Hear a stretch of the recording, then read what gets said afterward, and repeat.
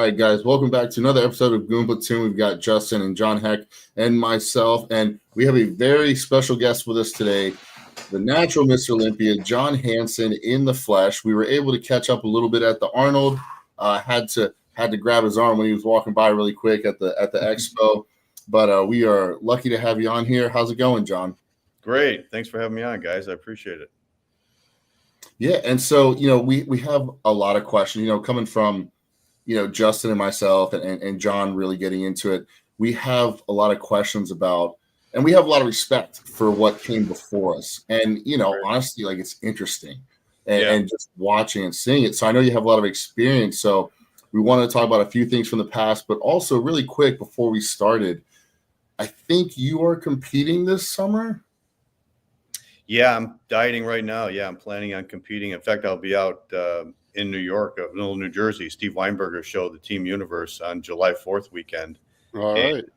I'm going to be doing a warm-up show out here in Florida in St. Pete the week before that. So, yeah, I got back into competition after the first time in 8 years last December.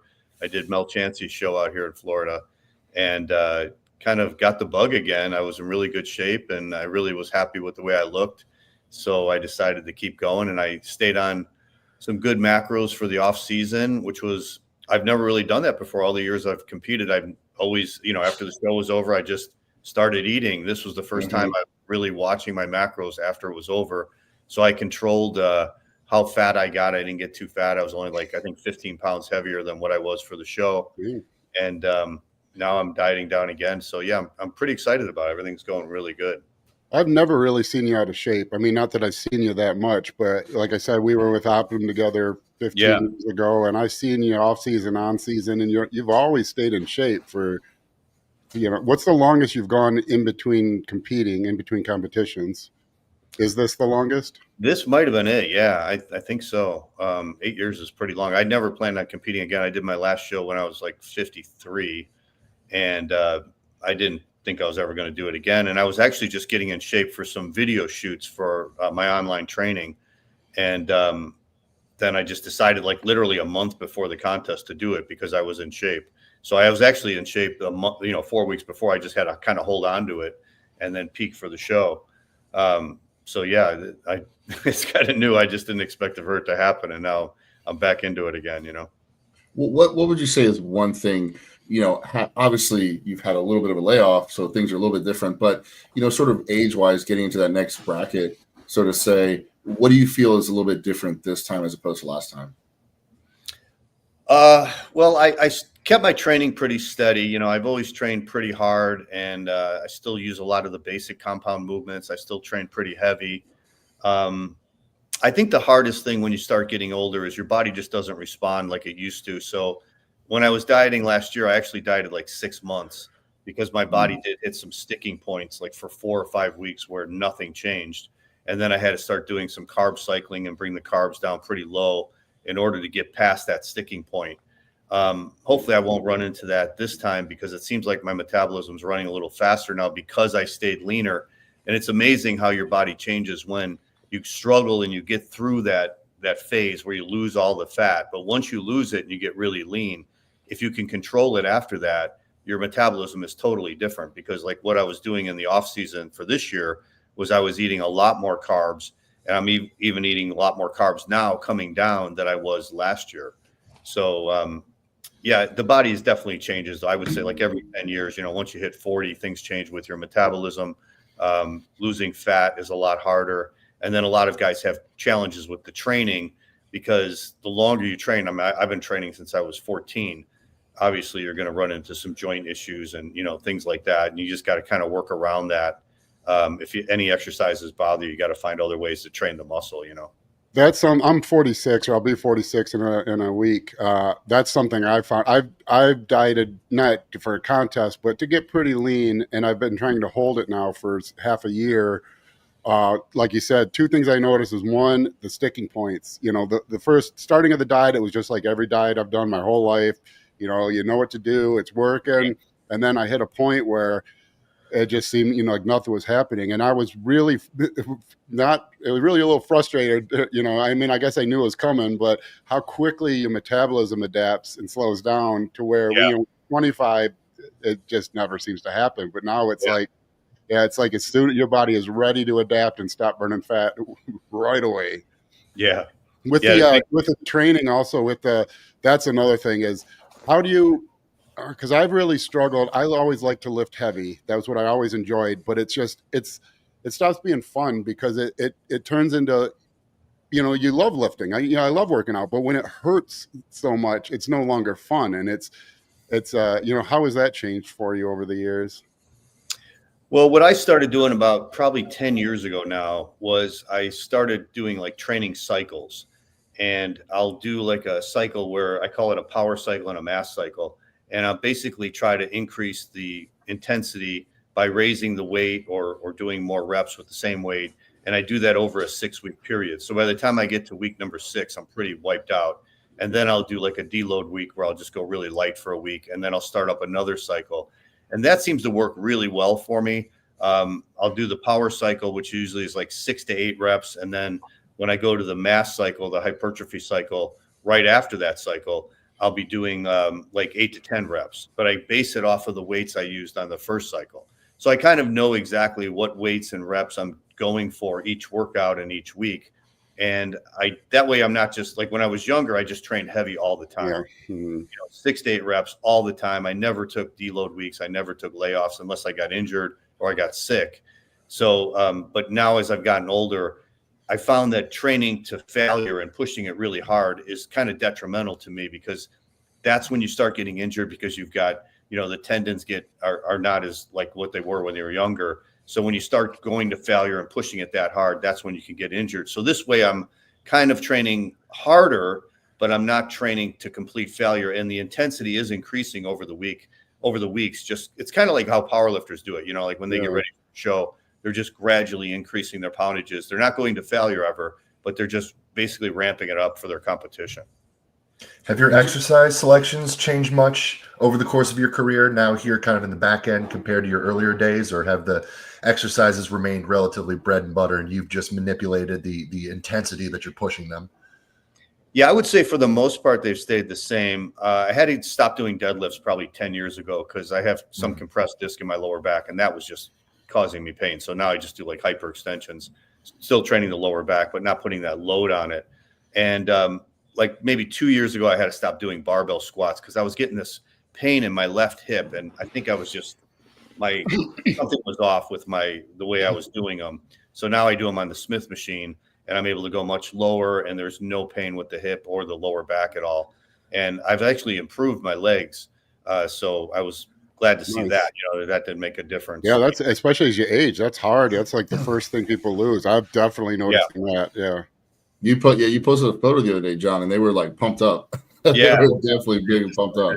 Yeah. What did you think about, in the younger years, I think it was more popular to have a like 2-day training, things like that. Did you ever get involved in that? Or did you know guys who were really pushing that? Like, did Arnold push that a lot? And the double split routine? Yeah. I would do that for competition. I would go to the gym and train like maybe like chest and calves, and then come back at night and do triceps or something like that. Yeah, we were doing that. That burned a lot more calories. Yeah.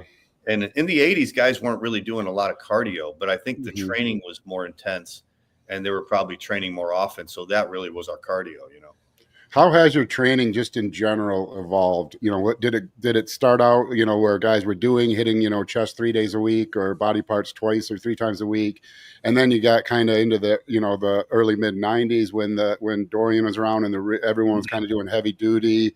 And then now it's kind of like a real training renaissance where I'm getting as a coach a lot. It seems like every week a new influencer tells you, the science is settled. Here's the new way, the best and only way to train, and then, a week later we learn that, no, that's not, here's the new best way.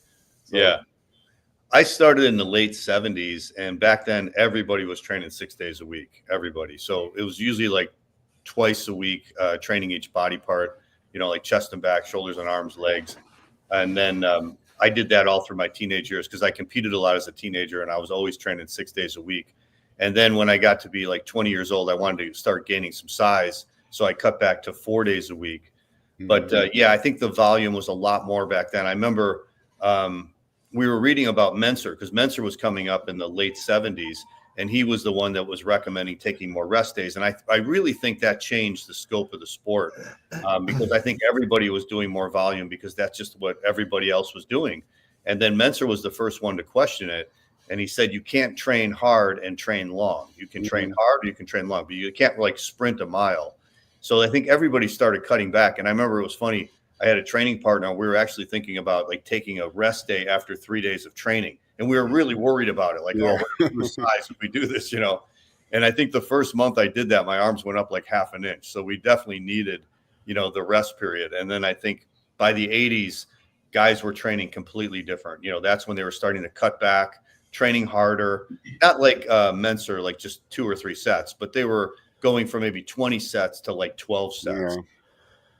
Yeah, I think Menser, I mean, I think he didn't quite hit the mark, you know, because by the end, he got pretty extreme. I always joke that, you know, like he was almost down to, you know, all you need is one heavy set of squats in May and one heavy set of dips in December, any more than that. But I think it was really good that it kind of, you know, got people thinking about what are we training for? You know, that we're not building the muscle here. We're creating a stimulus so we can go home. You know, what if we create too much stimulus? Are we even able to rest and recover enough to cover it? Yeah, I think that was, you know, a real big leap forward with the sport. Even if he didn't quite nail it, it got people thinking for sure. Yeah, I always said that he did change the sport just because of his, like you said, he was getting people to think. And it really did make sense that, yeah, you are stimulating. Like I remember he always made the analogy of like going out for a suntan. And if you go out in like November and it's sunny out, you're not going to get tan. But if you go out in July where the sun is more intense, then you're going to get burned. And if you get burned, you can overdo it to the point where your skin's going to blister, you get sunburned, you know. So it really made a lot of sense by, you know, creating those analogies. And then you could see that you really do need the intensity, and you can't train intense when you're training 6 days a week and you're training 20, 30 sets of body part. Yeah. Here's a question, just speaking of the evolution of training and just the evolution in bodybuilding physiques in general. You know, I think when you look at the evolution of physiques from the 90s, early 2000s and on, a lot of people will point and say, oh, here's where the anabolics got higher. Here's where GH and insulin became big. And they credit the changes in physique to the drugs, right? Do you see an evolution in physiques related to training, or has it always just been, hey, training's been different over the years, but it all works? We're not necessarily seeing physiques drastically improving as a result of the new training fad, right? Do you guys have an opinion on that? Yeah, I think there was changes with the training and the nutrition, as well as, of course, the drugs. You know, when you got into the 90s, you get growth hormone and insulin. And I think that really changed the game. But if you look at the way the training and the diet was in like the 70s, the guys would always go low carbs. You know, if you ever read some old muscle builders and you read how a guy gets ready for a contest, it's exactly the same. Every guy, it's 50 grams of carbs, 50 grams of carbs, 50 grams of carbs. So then in the 80s, they started changing that, and they said we need more carbs. And it was kind of like a higher carb diet, more moderate protein, not so high protein, and a much less fat. You know, the fats really got reduced. And I think that's kind of carried over to sort of today, where people are eating more carbs, maybe a little bit more higher fat, a little more moderate fat, but not quite as much protein. So I think that changed the physiques, because if you look at the physiques from the 80s to the 70s, the guys definitely got bigger. They got harder, more ripped, fuller. You know, you look at Lee Haney and Rich Gaspari and guys like that. They were definitely improved versions of what was shown in the 70s. And I think that was a big result of the training and the diet. And like I said, the training was, you know, guys were training more like 3 days on, 1 day off, taking more rest days, training, like I said, 12, 15 sets of body part, training harder and not training with so much volume. So I think those two things really did change the way. And I kind of think it's pretty much the same now. I don't know how much it's really changed since that time. Well, that's what I always say. It seems like, you know, you had, you know, your 40s, 50s or whatever, and then you had the 60s where there was like an explosion in progress, mid 60s, late 60s. And then that level kind of stuck through the 70s, it seemed like, until, I mean, Lee Haney from like 82 to 83 was almost like a Dorian change from 92 to 93. I mean, I was young then, but I remember that. and it seemed like there was a huge leap forward through the 80s. And then you had it again throughout the 90s, 93, obviously, with Dorian, but then 96, the 96 Olympia, I always say, was the first insulin Olympia where guys were really fooling around. And then it seems like we're coming on like 25 years now where there hasn't been that new leap forward. And I don't know why, what it is, because there's much more research into training. There's much more, there's a lot of guys now who go in and get their masters, get their PhDs specific, that are fans of the sport and really want to focus on it. And of course, nutrition is so much more dialed in. Because my first diets were the 50 carb, because I met old guys at the gym. That's what they knew, Yeah. And so, like you mentioned, carb cycling. There's so much more stuff, but it seems like we've really stalled out. Lately, like Samson and Derek, there's been some really impressive looks, but it seems like Ronnie is still kind of the gold standard for like the absolute peak of the sport. I don't know that I can say anyone would beat Ronnie from 2003 today, or possibly the 98 Arnold version of Ronnie, which is even not that big anymore. He was like 246 or something, which wouldn't even be a big guy on stage anymore. But right. Yeah, and that's 20 years. So you're right. I mean, that's a long time, and nothing. You wonder where it's going to go in the future, like how it's going to change. Yeah. How much bigger can they get? Now it seems like over the last 5 years or so, they are emphasizing more the smaller waist.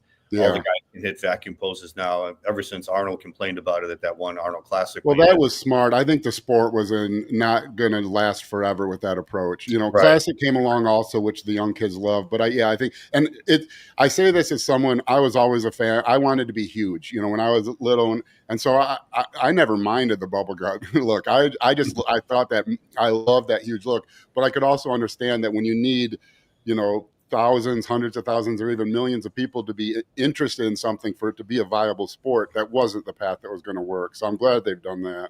Yeah. Do you think there's even room for physiques to quote unquote get better? I mean, have we reached the genetic or the ceiling of human capabilities at this point? Is there even a methodology that could come to fruition that could push things forward? Or is it just a matter of physiques are going to look different, not better, as judging standards change? Yeah, it just seems like, if we get more genetically gifted guys like Keon Pearson and, guys who just have incredible genetics and great shape, I mean, that's where you're going to get, the better physiques. Being from the old school in the 70s, it was different then because I think the guys were kind of limited on how big you could get. Obviously, they were doing steroids, but they could still only get so big with steroids. And then when you got growth hormone and insulin, they started creating like a whole new physique. Yeah. But what was important back then to those guys, and that's why the golden era is still so popular with so many people, especially the old school guys, is that those guys were a little bit more aesthetic. And the reason they were more aesthetic is because they were limited on how much muscle they could put on their frame. They couldn't get to 300 pounds if they wanted to. And so you had guys like Frank Zane competing at like 185. Even Arnold at 6'2" was like 235 or 240. Yeah. So they were more aesthetic. They did have the smaller waist.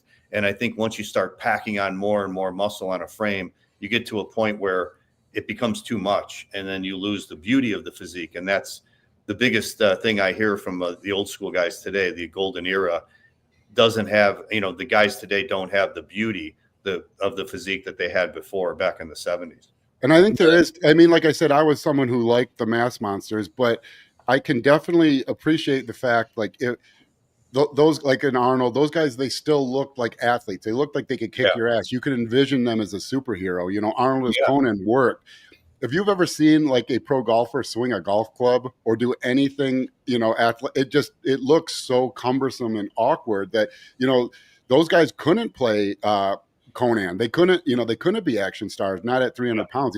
It's too stiff, and it just does not, you don't look like an athlete, or you don't move like a superhero. You look like a superhero by, an incredible superhero standing there, but you don't move like one anymore. And I don't know if that has anything to do with why classic is exploding so much. They kind of more have that look or not, but I always thought that was interesting.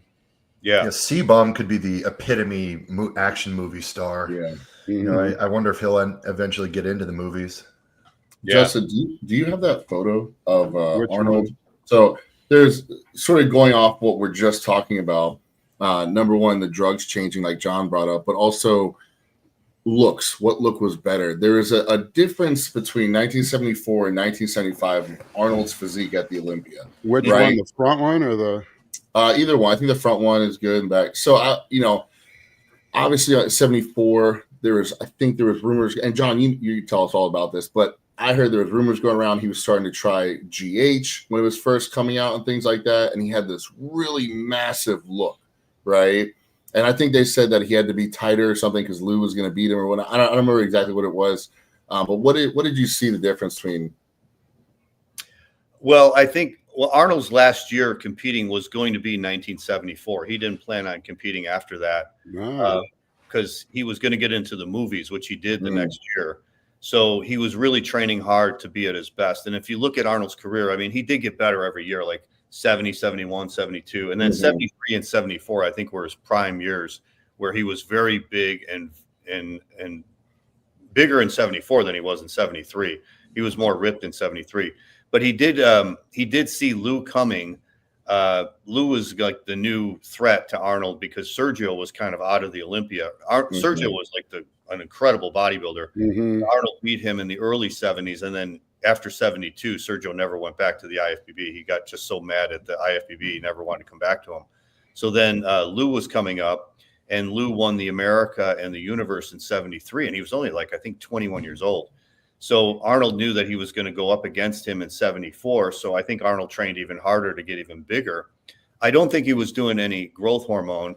I don't think it was really around back then. If anything, it was from cadavers back then. But I don't think by 74, if that was even around. I think it was just the training. You know, I think he trained specifically for the Olympia all year, and he was in his greatest condition in 74. Now, he really wasn't that big. I have the contest magazine report from that contest, and they said he was 237. Yeah.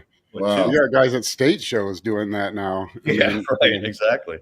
Can you bring up that back shot again, Justin, real quick? While John's talking. And then what happened in 75 was he made a movie called Stay Hungry.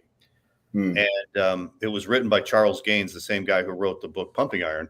And it was a fiction book, and they were making it into a movie.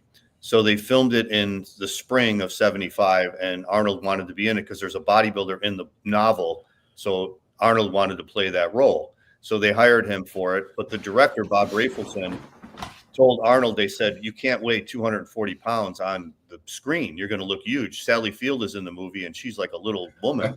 You're going to like dwarf her. So he goes, what do you want me to get down to? And he goes, I want you to lose 30 pounds. I want you to be 210. Wow. So he's playing a bodybuilder, and he wants him to lose weight. Yeah. So he goes in the movie and he does it. And then George Butler, who was the photographer for the book Pumping Iron, he said he wants to make a documentary about Pumping Iron. So he comes to Arnold in Alabama, and he says, Arnold, we want you to be in the movie. And he says, but you have to go into Mr. Olympia this year. And Arnold says, well, I'm retired. I'm not competing anymore. He said, well, if you want to be in the movie, you got to compete. So right after the movie stopped filming, Arnold had 3 months to get in shape. So he was 210 pounds. And then I think he went into the Olympia that year weighing about 225. So he was probably about 12 or 15 pounds less than 1974.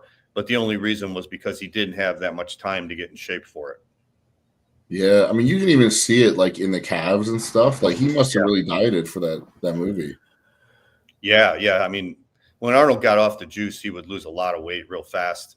And I think that was his normal, like, off-season weight where he wasn't on any stuff. But then he also responded really quickly. Like when he went on, if you ever watch the movie Pumping Iron, when he walks into the gym and he goes up to the desk and he goes, I want to start putting on some muscle. And he was real skinny. If you watch that scene, and then every scene after that, you could see him getting bigger. And he really got in incredible shape in only 3 months' time. Yeah.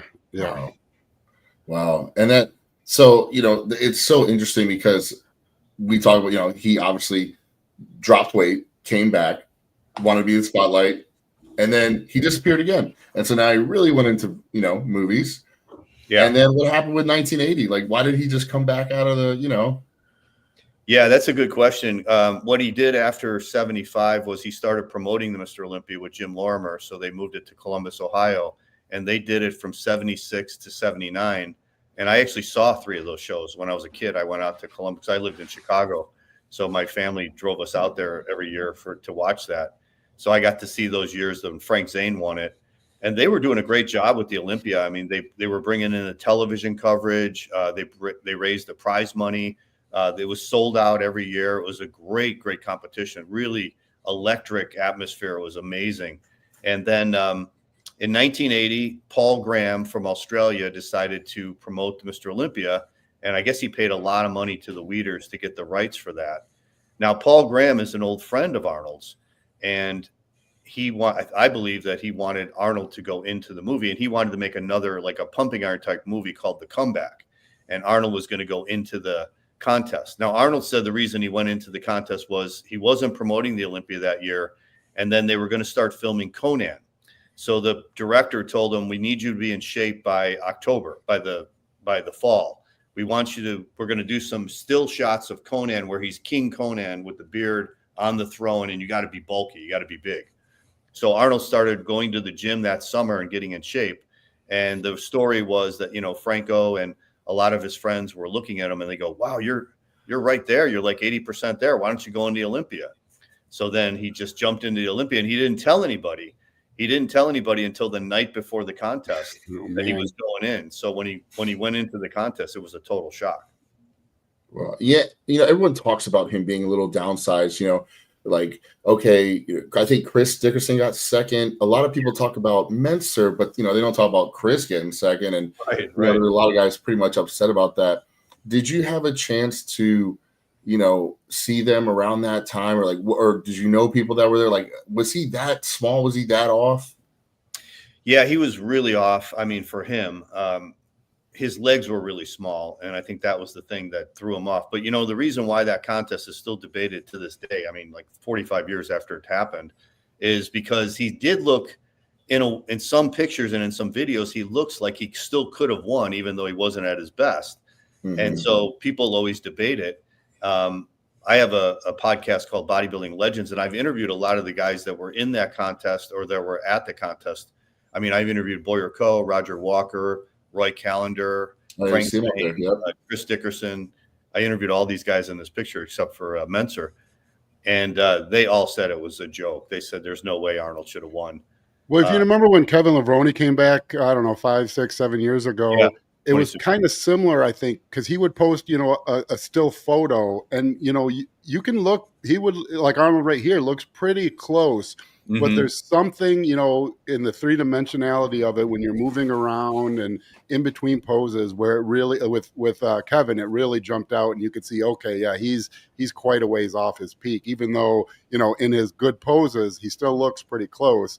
When, in the transitions, you can't hide it forever. Yeah. Yeah. And Kevin's legs were way down. I think that's what killed him. Yeah. And that's what was with Arnold too. His legs were down and he just wasn't at his best. And he was kind of breaking the rules. Like when they were doing the mandatory poses, they asked for a side tricep pose and he hit a bicep pose instead. He pretended like he couldn't hear the judges. He was like, "What?" And then he just did his own pose, And he scored a perfect score in the mandatory poses. And they were like, "Well, how do you score a perfect score if he's not even doing the poses?" So he he broke the rules, and they just kind of and there was a lot of his friends were on the judging panel too. So that was a big thing because back then they don't do this now, but back then the Mr. Olympia promoter was the guy who picked the judges. So Paul Graham was a friend of Arnold, so he picked Arnold's friends to be judges. So it was kind of set that he was going to win. Yeah, there definitely was a little bit of politics in that one. Yeah, that's but the one that's also not quite talked. I mean, it is talked about a lot, but not as much as 80, which I think this one was even worse. Was 81, right? With Franco's comeback. And you've got Danny Padilla there, and Tom Platz really coming out of the woodwork. But talk a little bit about that one because that was a tough one for Franco. Yeah, now I was at this one, so I got to witness it. Wow. So, so what'd you see? It was crazy. It was the most controversial show I've ever seen in my life. The whole crowd, and I mean the whole crowd, was booing.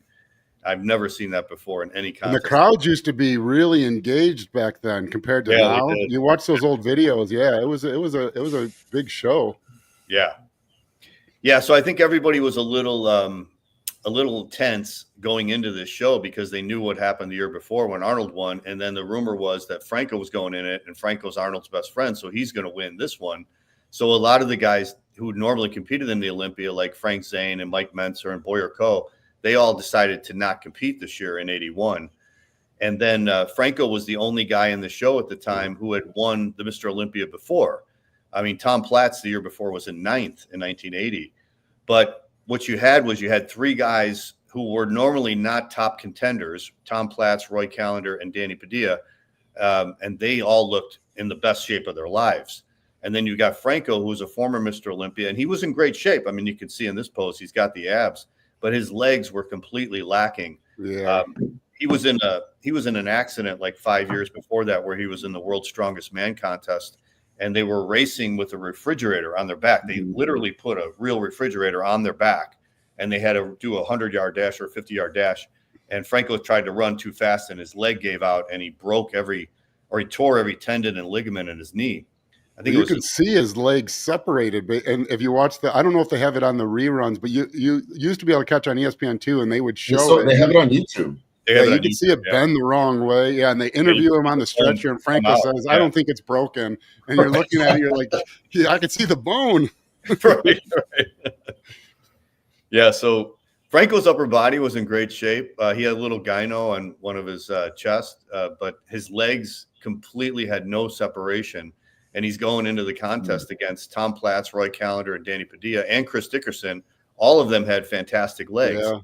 So I was at the show, and I'm like, he's going to take no higher than 5th. He can't place higher than 5th with no legs.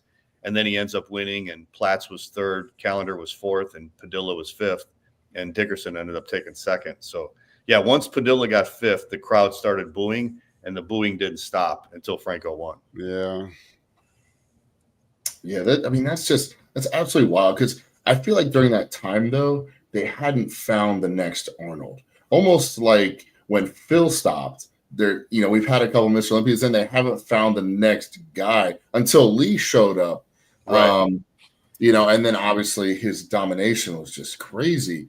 But then when Lee stopped, Lee knew there was someone coming. And, the guy we're going to talk about next, Mr. Dorian from across the pond, he brought a different look. And I wanted to get your opinion on, because, the guys nowadays and the younger guys coming up, they hear about Dorian, they see the high intensity in their fans. But what was different about Dorian? Was it his skin? What was different about him that made him so dominant? He was so big. I had never seen anything like that before. I mean, I had seen the Olympia many times. I saw, a few Olympias that Lee Haney won. And then I saw Dorian guest pose in Chicago at the 1994 Junior USA. And he was, I heard he was weighing like 300 pounds in the off season. I remember J.M. Mannion told a story about he went to pick up Dorian at the airport, and he said he had a Jeep, and he said the seatbelt wouldn't even fit because Dorian was so thick, he's so big. When he came out and posed, I had never seen a physique like that before because he was so big. I'd seen Lee Haney pose. I saw Matt Mendenhall pose. I saw big guys before, but Dorian just looked different. I don't know if it was the GH or just the mass he had, but he just didn't look like anything I had seen before. Like even his calves were so big, his knees were big, like everything, so freaky looking. And I remember he posed right before the intermission, and I went out into the lobby in Chicago, and I was talking to all my friends, my peers who competed and stuff, and we were all like, man, he was too big. He was just too big, like nobody had ever seen anybody that freaky before.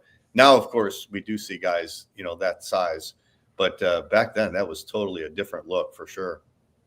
Yeah, that was when I got into it. I mean, when I was a kid, I got my first weight set when I was like 9, and I, when Lee was still, but Dorian was really what, when I was like 14, when I really got into it. And so basically from 14 to, 14 to 19 or so, 18 when his last, and so that was like my prime, high school years where I loved the sport. So he was like a big inspiration for me growing up because he was the top guy right when I was, really starting to get into the sport.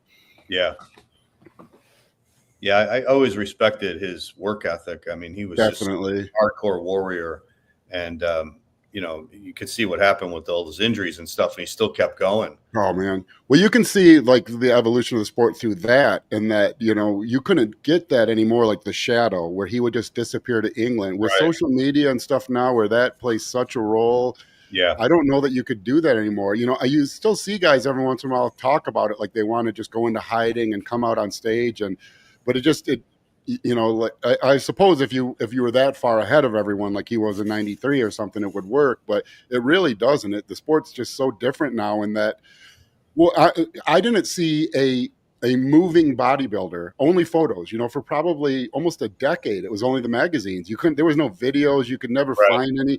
And so like, it was, other than like, you know, American Muscle Magazine or Flex Magazine workout on ESPN at like, you know, 3:33 in the morning, that if you could catch one of those. But other than that, you never saw a bodybuilder in motion, you know? And so with the way it is now, you see, that's why I always joke, like when guys ask about, you know, training or what the pros really do, it's like Jay Cutler's got 300 hours of him eating on YouTube. You know, you can see what the pros do now. You can see every workout they do, you know. Guys, yeah, I get frustrated with that a little bit because they don't realize, like, you used to have to go to the GNC and hope you caught them, you know, the four Flex magazines they bought each month before the other 5 guys in the town who like to lift bought them, you know. So it was so rare. It was so hard to find images and no video of guys, where you see everything now. And back then, you know, you had the Weider magazines where they would tell you what the pros were doing, but it was all ghost written. And well, now you have you can watch them do their workout in real time. You can watch what they eat, you know. So part of me, like we started out where we talked about the evolution and how things haven't evolved really much in 25 years. That's really frustrating to me because I feel like, man, the information is so much more readily available. And maybe like if you're into other things like guitar or something, you'll find out that most of the really big guitar guys, they never learned to read music, or, you know, and I think part of it is there is that struggle where it's so rare to find it and see it. You appreciate the information you do get so much more, but man, there's so much information out there now. It's just right there for you to take, but you know, guys still don't. It's surprising to me that we haven't evolved much more as a sport since then. Yeah, that's why the guest posings with these guys isn't popular anymore, because like you said, you never got to see these guys unless you went to a contest and they were guest posing, or unless you went to the Mr. Olympia. So now I think the guest posings aren't that big of a deal anymore. Oh yeah, I would go. There's quite a few shows I went to only for that. You went like at a state show, you went to see the guest poser. I mean, that was the big draw. Yeah. If you got somebody like Ronnie or Jay back in the day, I mean, they definite sellout. You know, they would sell the place out because everybody wanted to see those guys in person. You know, Justin, as much good information as there is out there, there's also a lot more bad information. Yeah. Like how many young lifters these days are just doing soft little biomechanically optimal workouts that they saw their new favorite Instagram influencer pushing? Well, that's a big problem right now, is that if you look around online, all the guys doing it correctly are really small, and all the really huge guys are doing everything wrong. You know, that's a big frustration for me, because you want to be like, you know, guys, like, I know what the research says, but you're 147 pounds. This guy's 347 pounds. You know, you might be onto something, but let's not throw the baby out with the bathwater, because this guy's doing something right. He's stimulating the muscle. There was the information era has sort of replaced the hard work era in some areas. For sure. Absolutely. There's a high school kid the other day, John, who I guess he did like a TikTok or something where he's talking over the video and something's in the background. And I swear, this is what he said. I'm not saying Ronnie could have been better, but if he had trained scientifically, he could have been a lot bigger. I'm like, if you're the one I'm talking about, he specifically said, I can't say how much better he would be, but if he trained like me, he would be better. And this kid was 150 pounds. Oh, at best, yeah. That's crazy. A lot of that at least leave me out of this. If he trained like me, he'd be better. I'm not saying, I don't know how much better. It's like, come on. Dude. Well, John, what do you think was the biggest, you know, because you got to see Dorian, right? And you've seen, you know, the Phil Heaths and Jays and Ronnies and stuff. What do you think was the difference? You know, is there a big difference between those two? You know, because people talk about who would beat who, almost like the LeBron James, Michael Jordan. You know, who's the best? Obviously different eras. But is there something like, obviously Ronnie was insane, but do you think Dorian could stack up in, the 2000s and stuff like that, and vice versa?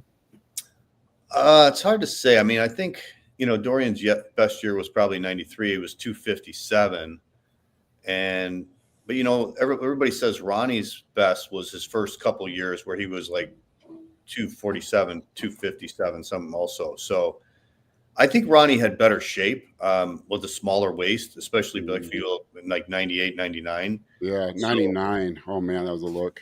Yeah, and he was so hard, his glutes and but Dorian had that grainy look. But I think Ronnie would have won just because he had, better arms, just as good of a back, and his legs were incredible, his glutes and hamstrings and everything. So I don't think Dorian could have beat that. Yeah. Who had the best DVD set from that era? The Blood and Guts, Dorian, the Ronnie, the Unbelievable, the Jay Cutler. Who do you guys think had the best DVD collection? Yeah, buddy. Yeah, I think Ronnie's was great. Yeah, but Dorian's was really intense. I remember when that came out. That was the first one that was black and white. Black and white. Oh yeah. And his training partner screaming at him. Leroy Davis. Yeah, that is cool because I mean, not only was Ronnie's was he was lifting crazy weight, but he didn't really change the way people train. Like Dorian's like really set off this. No one could train like Ronnie. Huh? No one could train like Ronnie. Yeah, no one could train. But like Dorian's was like sort of brought back that the Mensa-ish type of idea. Yeah, well, I always thought that was interesting because if you watch Blood and Guts, he does 7 exercises for back. I mean, there was only like 1 or 2 top sets, but it's a pretty full back workout. It wasn't like he was going in and doing 1 set to failure and then going home and drinking a protein shake. I mean, he was doing real workouts. I always thought I always thought it was really just his warm-ups were just really more just totally warm-ups, where other people would kind of pyramid up and maybe go not to failure, but kind of treat it as an actual set. But other than that, to me, it always felt like it wasn't all that different. He was still doing the sets. The warm-ups were just the actual warm-ups. He wasn't looking to put load on the muscle because he was saving it all. But he did do, including rear delt, 7 different exercises for back. So, yeah. Now, John, throwing it back a little bit because kids are into this now, and the Colorado experiment with Arthur Jones and Casey Viator. The first photo I ever got autographed from a bodybuilder was Casey. I wrote to him. He sent me it. Because he was that 18-year-old, right? I think he won the Mr. America or something at 18. It was like something really young. 19. And he had that photo where he's doing that side arm shot outside, and his arm just looked. I was like, I want that at 18. You know? Yeah. Do you think that was? Because apparently he had the injury and whatnot. What do you think about that whole experiment? Do you think that was more legit or no? He did put on muscle and stuff, but what happened was he put on muscle and he lost fat. He was coming, I guess he hadn't trained for a while. Like he was in construction, and I think he had an accident where he actually lost half his finger. And he was very, very depleted and down when he started it. And then they fed him. I think for sure he was probably doing drugs. And then they just give him a limited routine of training and eating. And he did put on muscle, but like I said, they also included the fat that he lost as far as the overall muscle gain. You know what I mean? So it was, it wasn't like totally legit. I mean, there was some. It's smart marketing. I mean, you can't, if you find a guy who's been in an accident and has been working out, has elite level genetics, why not take advantage of it? Yeah, Arthur Jones was great at marketing. I mean, he was marketing those Nautilus machines, and yeah. I always just found that interesting because I remember, as an 18-year-old, I'm like, wow, maybe I can look like that if I do 1 set of 500-pound squats. Right. There's been, if you are around and talk to enough people, there's about 20 people I've talked to personally who insist that he used to sneak out and go to their gym to train a second workout at night. I've heard that too. It's kind of like I'm from if you're from like the Thumb in Michigan, Bob Seger kind of grew up in that area, and no matter who you talk to, he used to go and play music in their basement. It's like, no, he didn't. But it's like kind of like that. Like everyone has a story. Oh yeah, he used to come to my gym at night and work out when Arthur wouldn't catch him. Yeah, Yeah, I always thought that was just super interesting. Now, let me ask you, John, just one more question. Doing sort of the older school guys, were you ever able to train with anyone like Arnold or Tom or anyone through the 80s and 70s, stuff like that? And was there a workout where you were like, oh man, like I don't know if you could train like this all the time? Like, was it that crazy? No, I never got to. I mean, Arnold was before my time a little bit, but no, I never got to train with any of those guys. The gym I went to, Hammer's Gym in Chicago, was a pretty hardcore gym, and I trained with a lot of contest winners, like Chuck Sanow and John Duff, guys like Chuck that. was with Optimum too at the time. Yeah. Len Kinnair, he won Mr. America. Oh, so, yeah. I have one last question. We're coming up on our hour, but you've something that I notice as I get older. I had a small waist unintentionally when I was younger, but how have you been able to keep your waist so small through all the years? Have you done anything specific or special to work on it? Vacuums, ab workout, special type of diet, because you really seem to have avoided that whole waist widening that almost everyone seems to get with age. Yeah, thank you. Well, I always had a good vacuum. I always had a big rib cage when I was younger. I used to do a lot of dumbbell pullovers when I was 14. So they say that can make your rib cage bigger. I think it did with me. But yeah, I've always had pretty good abs, and I could still pull a vacuum. I think your waist does. I think it happens with everybody. It gets a little wider as you get older. Mm-hmm. I just think that's inevitable. But and I always had pretty good lats, so maybe that just gives the illusion of having a smaller waist. Like when I do a front double bicep. But yeah, I appreciate that compliment, because it's harder to keep your waist smaller as you get older.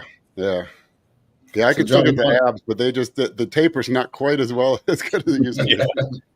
So John, we know you've told us you're now competing at a warm-up show and then doing, you said, the Universe. So this, I assume you are headed for an IFBB Pro card?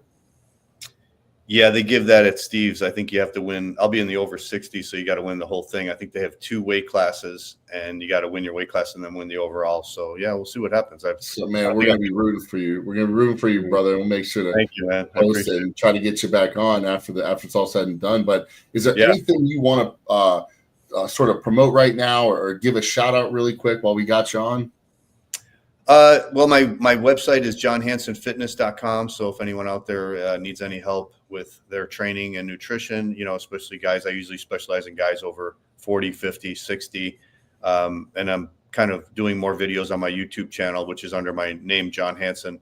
So they could check that out as well. I've been doing a lot of videos for over. Is that correct? Yes, sir. That's it.